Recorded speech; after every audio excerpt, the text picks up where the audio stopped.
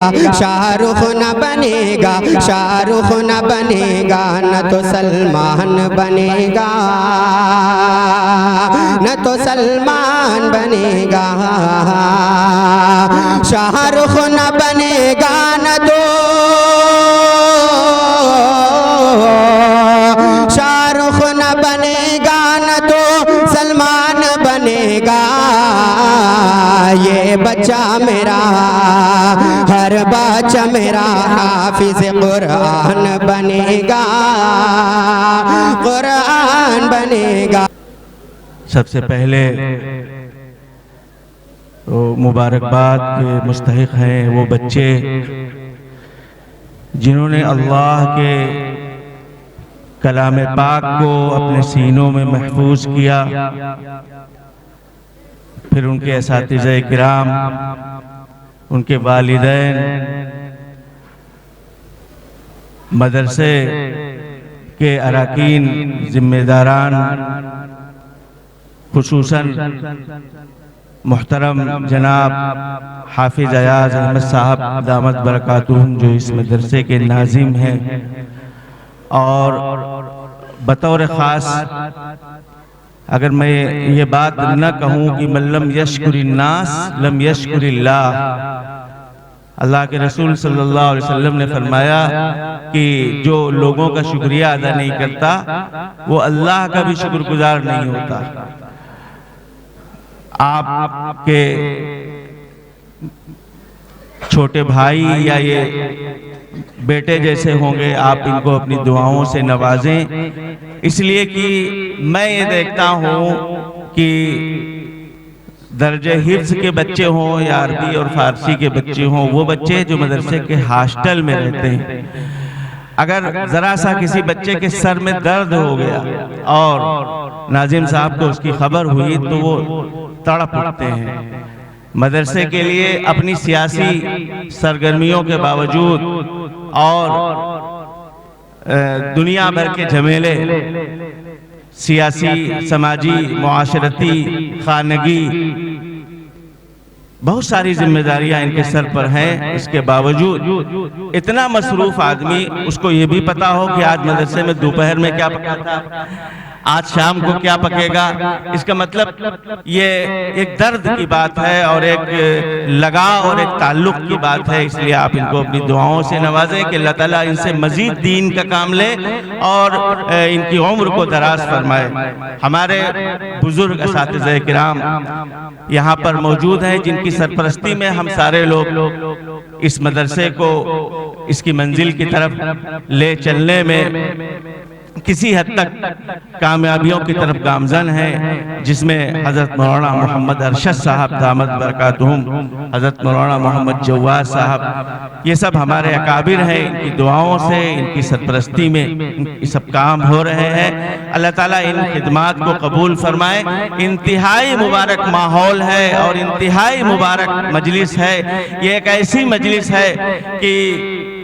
اللہ کے رسول صلی اللہ علیہ وسلم نے فقال علیہ السلام، امام الانبیاء، تاجدار دو عالم، ہم سب کے محبوب سرکار دو عالم صلی اللہ علیہ وسلم ارشاد فرماتے ہیں کہ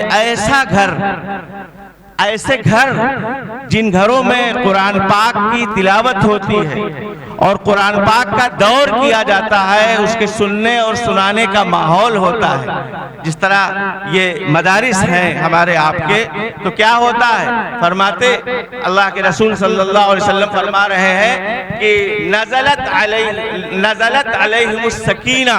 ان گھروں پر سکینہ نازل ہوتا ہے، آسمانوں سے سکون اور اطمینان، سکینہ ایک خاص قسم کی اللہ کی رحمت ہے، وہ سکینہ اترتا ہے، سکون اور اطمینان کی بارش ہوتی ہے۔ اور فرمایا کہ غشتہم الرحمہ، اللہ کی رحمت ان کو ڈھانپ لیتی ہے۔ اور فرمایا حفتہم الملائکۃ، ملائکہ ان کو گھیر لیتے ہیں اور ان کے اوپر چھا جایا کرتے ہیں۔ فرشتوں جیسی نورانی مخلوق اس طرح کی مجلسوں کو، اس طرح کے اداروں کو جہاں قرآن کریم کی تعلیم اور تعلم کا ماحول ہوتا ہے، قرآن کریم کے پڑھنے اور پڑھانے کا ماحول ہوتا ہے، فرشتوں جیسی نورانی مخلوق اپنے پروں سے ان کو چھاپے رہتی ہے اور سائبان بن کر کے وہاں پر ان اداروں کے اوپر قائم رہتے ہیں فرشتے۔ اور آخر میں آپ نے فرمایا کہ ایسے لوگ جو ان اداروں سے منسلک ہوتے ہیں، ان میں پڑھ رہے ہوتے ہیں یا پڑھا رہے ہوتے ہیں، ان پڑھنے پڑھانے والوں کا یہ حال ہے کہ ذکرہم اللہ عند من عندہ، اللہ تعالیٰ ان کا ذکرہم اللہ تعالیٰ ان کا تذکرہ کرتا ہے، من فی عندہ، ان لوگوں کے پاس، ان لوگوں کی مجلس میں، یعنی فرشتوں کی مجلس میں جو اللہ کے ارد گرد ہوتے ہیں، اللہ تعالیٰ فرشتوں کی مجلس میں ایسے طالب علموں کا اور ایسے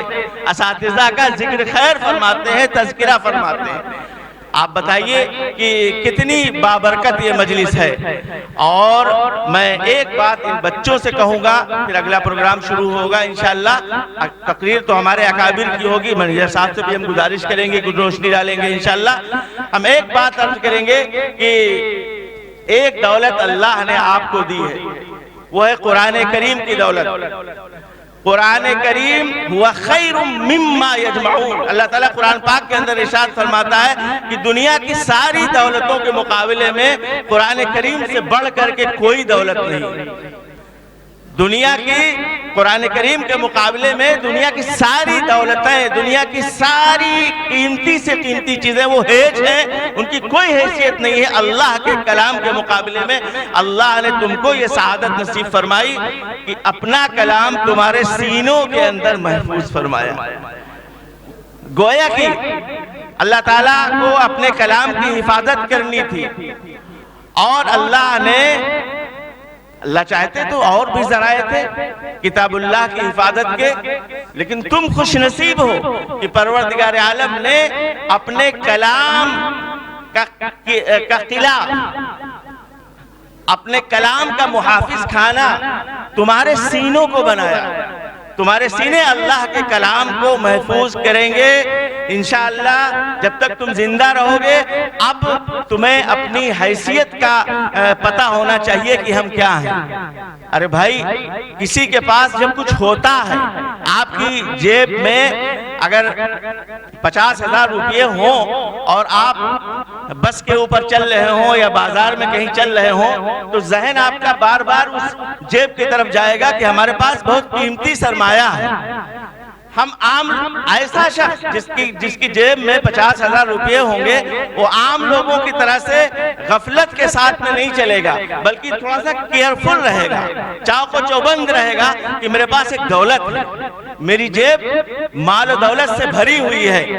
جس طرح وہ شخص کیئرفل رہتا ہے، چاق و چوبند رہتا ہے، بیدار مغز رہتا ہے، ہوشیار رہتا ہے کہ کوئی لٹیرا